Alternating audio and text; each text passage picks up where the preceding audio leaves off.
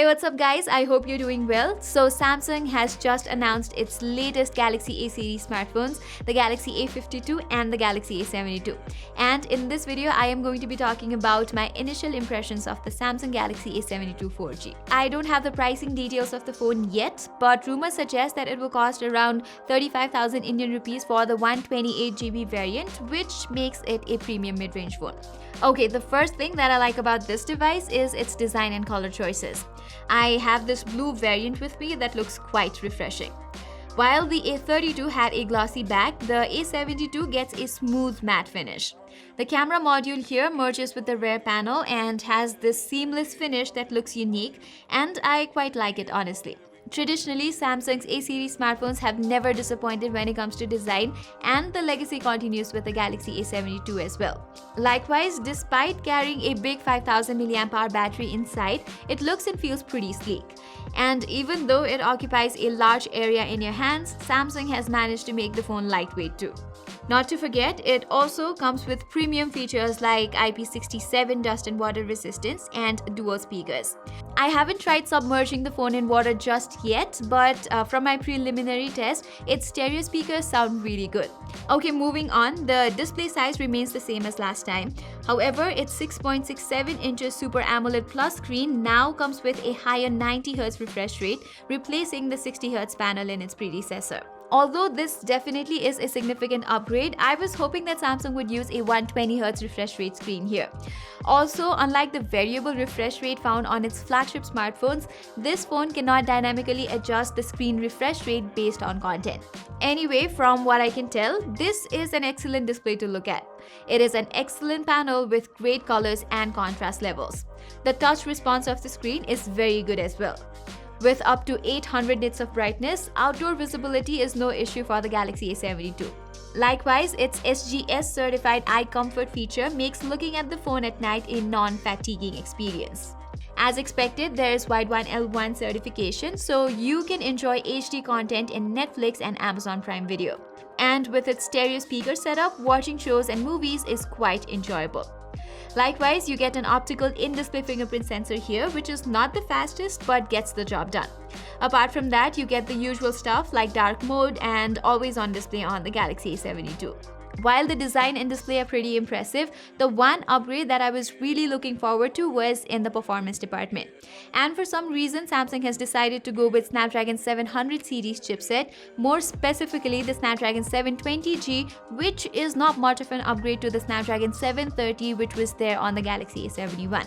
I admit that the 720G is a somewhat acceptable choice for the A52.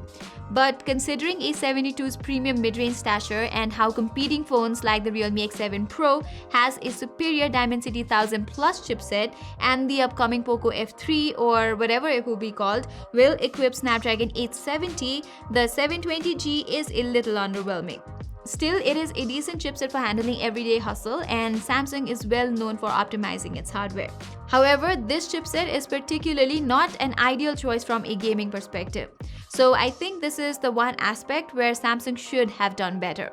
Even going with the last gen flagship silicon strategy like on the Galaxy F62 would have been more preferable. As for memory, there's 8GB of RAM with either 128 or 256GB of internal storage. Other than that, the Galaxy A72 ships with Android 11 out of the box with its latest One UI 3.1 on top. As usual, Samsung's UI is well optimized and feels great to use.